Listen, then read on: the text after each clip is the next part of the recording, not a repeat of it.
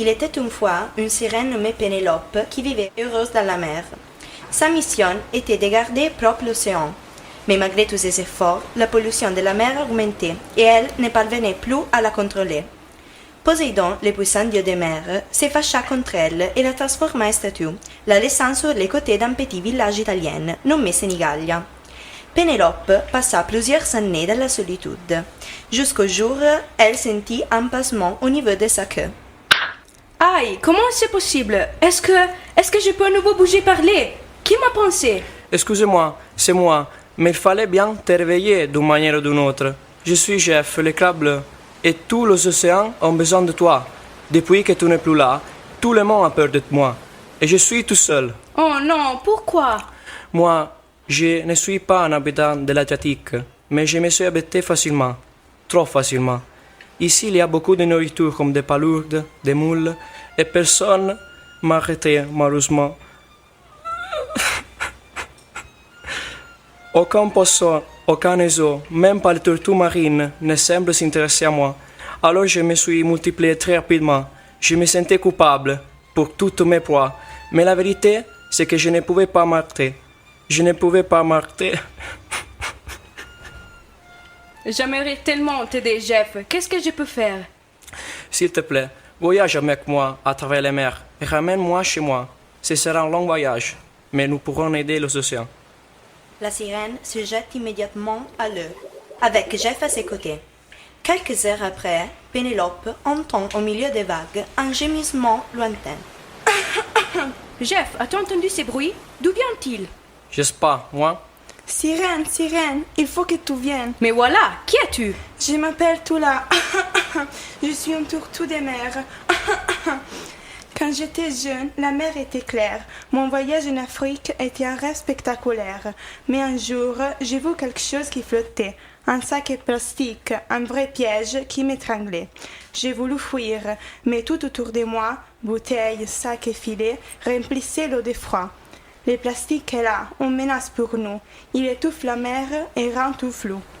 Je voudrais que mon message s'envole loin, que chacun protège la mer dans tous ses recoins. Si la pollution n'est pas freinée, tout pourrait changer. L'océan deviendra un lieu où tous sont en danger. Rechangeons nos habitudes en faisant notre part et ramassant, recyclant, triant, il ne serait pas trop tard. Ensemble, on peut sauver la mer et son histoire. Et moi, la tortue, sans hésiter, je vais y croire. Merci de m'avoir conté ton histoire. Je suis touchée. Je vais faire tout ce que je peux pour t'aider. Maintenant, je dois partir. J'ai une mission à accomplir. Et de nouveau, ils repartent à la recherche d'un autre frère de la mer à écouter et à sauver. Sirène, sirène, il faut que tu viennes. Qui c'est? Moi, Mais qui? Où? ici. Mais ici où? Ici, regarde-moi. Je suis Finn, un poisson de la mer jaune. Un jour, je suis parti, et quand je suis revenu, pouf, je n'ai plus rien trouvé. Aucun ami, aucun parent, aucune maison. Je me suis senti comme un poisson de l'eau. Oh non! Oui, j'ai commencé à transpirer. Il faisait très chaud, trop chaud. J'ai compris que c'était la chaleur qui avait tout détruit. Si le réchauffement climatique continue à augmenter, je vais devenir un poisson frit. C'est pour ça que je dois trouver un nouvel abri avant que la chaleur ne me quitte. Salut! Pénélope s'arrête pour réfléchir, mais elle n'a pas de temps à perdre. Elle repart et arrive dans le golfe du Mexique, la maison de Jeff. Entre baisers et remerciements, la sirène salue les crabes bleus qui retrouvent finalement sa famille. Et tout à coup, la sirène entend une chanson. Je suis une mouette, je volais gaiement dans le ciel bleu porté par le vent. Je dansais, je chantais au-dessus des flots. Mais un jour tout a changé trop tôt. Un grand bateau passait par là. Un bruit, une tache, c'est quoi ça? Un long filet noir glissa sur l'eau. Et sous mes ailes, du vilain pétrole. Mais si chacun fait un petit pas, si l'on protège nos océans, les mouettes chanteront comme autrefois. Et l'eau scintillera comme avant. Oh belle mère, on va t'aider. Bientôt tu pourras respirer. Et moi je volerai et je chanterai dans un ciel pur et enchanté.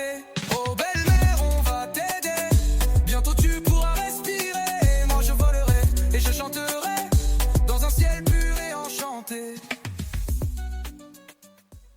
Quel talent! Je ferai de mon mieux pour t'aider à remonter sur scène. Les voyages continuent à travers de nombreux endroits jusqu'en Océanie. La sirène nage très vite, quand d'un coup... Sirène, sirène, il faut que tu viennes. Pardon, je ne voulais pas te heurter, j'étais tellement émue que je n'ai pas pu m'arrêter à temps. Ne t'inquiète pas. Comment tu t'appelles? Qu'est-ce que s'est passé? Je m'appelle Juno, j'étais avec mes 150 amis et nous nagions à la recherche de nourriture. Mais les poissons dont nous nous nourrissons avaient disparu. Alors nous sommes partis chercher un nouvel habitat. La température de l'eau était de plus en plus élevée. Et alors? À midi, il faisait si chaud que nous nous sommes évanouis et le coup courant nous a portés en Tasmanie. Que je me suis réveillée, j'ai trouvé la force de partir, chercher de les aider. Et alors? Je t'ai trouvé. Malheureusement, je ne peux rien faire pour toi, à part rentrer chez moi et parler avec les humains. J'ai confiance en toi. Pénélope nage rapidement. Lorsque les enfants la voient au loin, ils crient à leurs parents de les rejoindre auprès du rocher où Pénélope avait été bloquée. Dès qu'elle arrive, la sirène raconte, désolée, tout ce qu'elle avoue. Les réchauffements des mers, la pollution des océans, les animaux marins forcés de s'éloigner de leur maison. C'est une catastrophe, les enfants. À cause de vous, les humains, la planète se détruit petit à petit. Vous devez agir avant qu'il ne soit trop tard. Les gens commencent à penser au mot effrayant de la petite sirène. À partir de ces jours-là, chacun commence à réparer ses erreurs. Certains ramassent les déchets sur la plage. D'autres dénoncent la pêche illégale avec des filets électriques. D'autres encore donnent de l'argent aux associations pour protéger la mer et utilisent moins de plastique, ou elles les recyclent quand c'est possible. Peu à peu, la mer commence à être plus propre et les animaux que la sirène avait rencontrés se mettent à voyager dans le monde entier en disant tous ensemble: Les enfants, s'il vous plaît, il y a encore beaucoup à faire. Prenez soin des océans.